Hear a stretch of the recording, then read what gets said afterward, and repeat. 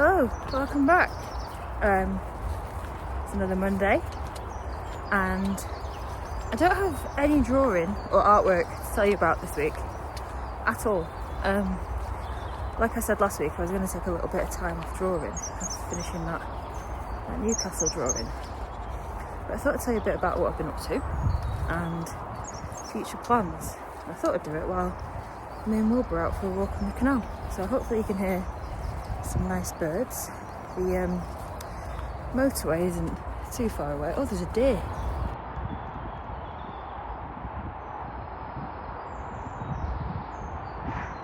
Can you guys see that? She just shouted at me. Just there. Between the trees, me and my head. Looking at us. The deer. She's shouting. So she's warning someone else for her. Ah, there's another one. Just there. Don't really know how I saw her. Anyway, there's a couple of them. There are a lot of deer around here, and yeah, it's not rare to see them around here at all, but I've not seen them down this bit of the canal for a little while. But anyway, what was I talking about? I was going to tell you about I'm going to tell you about plans and something, and the thing that I'm working on for my masters. So if you're not interested in hearing about that, now is the time to leave. However, it's it might be interesting, so maybe hang around. It's up to you. So for my masters work, we have to do something called an independent project proposal, and this is something that all practicing artists have to do. So sorry, I'm looking around a lot because I'm just looking out for other things.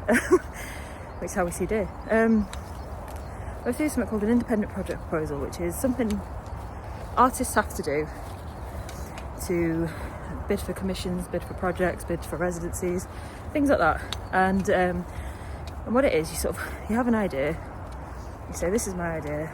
This is the research behind. This is the research I'm going to do behind it. These are possible collaborators, things like that." So we have to do sort of one of them. So the first one we're going to do. Mine is going to be about wool economy, which I think I've mentioned before. I'm going to look at wool economy, and that is the trade and economy around wool in the UK. I'm using it in quite a broad term when I'm talking about it for my artwork. I think it usually refers to the sort of the start of it around the dissolution of the monasteries and things like that, which I'll get into another time. But when I get home, I'll show you the books I've bought that I'm using as research for it. And what I'm looking at is how the trade of wool and sheep farming has impacted the landscape of the Lake District and the communities within it. And I'm going to show that through drawings, detailed drawings of wool. And I'm also going to try and build a timeline, and I'm going to investigate different forms of photography for this as well. And I've made an Instagram account called Wool Economy where I'm just going to document it all. So if you want to follow that, then please do. Just to swap out. So why am I looking at this? So I've been interested in industry and heritage skills and the preservation of loss of them is what I've been looking at for the last few years. I think I've said that before. And I've decided that wool economy is what I want to look at now. Again, said in a broad term, so don't be coming at me if you're a historian. And yeah, I feel like there's a lot of room for it to grow. I'm not going to bore you with all the details of it right now. Just checking my wool balls. And that's what we're going to move into. Got a couple. I think the project proposal is due in about 2 weeks. It's mostly done, I think. The writing side of it, and then I guess we just sort of crack on with it.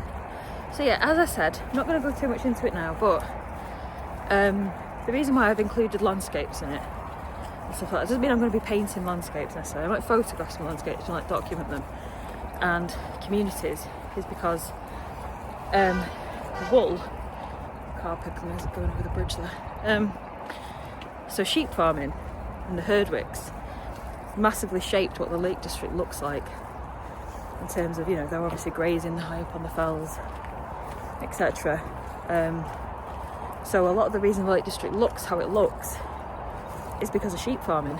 And now that the trade in wool is down in the UK and the price of wool is down, and there's fewer grants for farmers, for livestock and things like that, and also people at farms have been encouraged to plant trees, which isn't a bad thing by any means, but I'm going into this not with the intention of saying, you know, someone's right, someone's wrong. I just want to look at the impact that it's having, the change, sort of initial, a bit of a look at the initial impact, and then the current impact. I went and talked to a lady on a farm last week. I'm going to go and talk to a wool cooperative this week, and a couple of other people as well. So the outcome, in my mind, is going to be this sort of, I'm going to develop a timeline. I'll do it digitally, and I'll try and, I've got an idea of how I can maybe replicate it physically as well, and gonna have to be careful with that because I could end up going down a bit of a rabbit hole with it. So I don't know, that one's, I want to do it, but I've not quite figured that one out yet. There's going to be a series of drawings. If you've been following for a while, you know that the drawings take a long time. The first one is going to be of a fleece, a sheep's fleece that I took the other week at the farm, and some others, and then I'm going to investigate macro photography, and I've emailed someone as well about microscopic photography, so we'll see how that goes. So that's the three elements: drawing, timeline, photography. Right, I'm going to keep on my walk, and when I get home I'll show you the books I've bought. Okay, so we're back home now. Wilbur is fed and bathed and should be sleeping on his bed next to me, but the bin men are due, so he might start barking at any moment and I might have to go. Anyway, back home now, and I mentioned books. So in a previous episode, I talked to you about some of the books I was reading for research. So we've got I Hate the Lake District, The Craftsman, History of Drawing, very interesting book, Drawing Investigations, this one, and then the Brontean Abstracts, which I've used that a few times in different artworks actually for research, and I needed something more specifically about the Lake District, and I don't know, it might be worth me copy and pasting my whole bibliography in the description at this point, but there's a couple of books I saw that really stood out, and you know what it's like when you see one, you start to see more. A couple of books, like I said, I'm very much interested in the history of Lake District and the farming and the landscape, and there's a lot that goes into that, but one of the books I bought is The Language of the Landscape, and that is by Angus Winchester, and he's got a couple of books actually. I bought one or two of his Harvest of the Hills, and that is well, I've only had a quick flick through this one, but it is very much it's almost like a glossary of sheep farming and when things are farmed, and it's historic. This isn't for now. This is 1400 to 1700, so interesting. It's quite far back. I'm not in my work. I'm not intending to sort of show. The drawings aren't necessarily going to reflect long periods of history, but I want the research and I want the story behind it to be as informed as possible. So that's why I'm looking quite far back into it. Especially with something like the Lake District, which is an incredibly old place, and it didn't become touristy, or it didn't become somewhere that tourists went until really recently. For a long time it was where people farmed, and I think even the Victorians thought it was a wild and unruly place, so it is quite a new place to go in terms of as a tourist destination. So that is why the history of it is important. Like I say, the actual physical landscape has very much been shaped by sheep farming. So there's that. I've also got this book called Old Lakeland. I can't remember why I picked this one up, but it looked interesting, and there's a number of that I've got like that where they just sort of looked interesting, so I picked them up. And Cumberland and Westmoreland, and again, this is just a bit about the history. Edward II there. And then there is this one, and I've read a little bit of this one, Traditional Buildings of the Lake District. So I thought it might be interesting. So there are actual buildings in here. Well, obviously there are actual buildings in here. But I thought it might be interesting to go and see if any of these buildings still exist and if I can re-photograph them. I thought that might be quite interesting, particularly if they're relevant. If they're just a nice building, then, you know, it'd be lovely to go and see them, I'm sure, but I don't necessarily need... This is one of those things I'm going to be careful. I'm going to get swept up in it, and I'm going to get distracted, and I'm going to end up doing maybe more than I set out to do, so I am going to probably have to focus a little bit.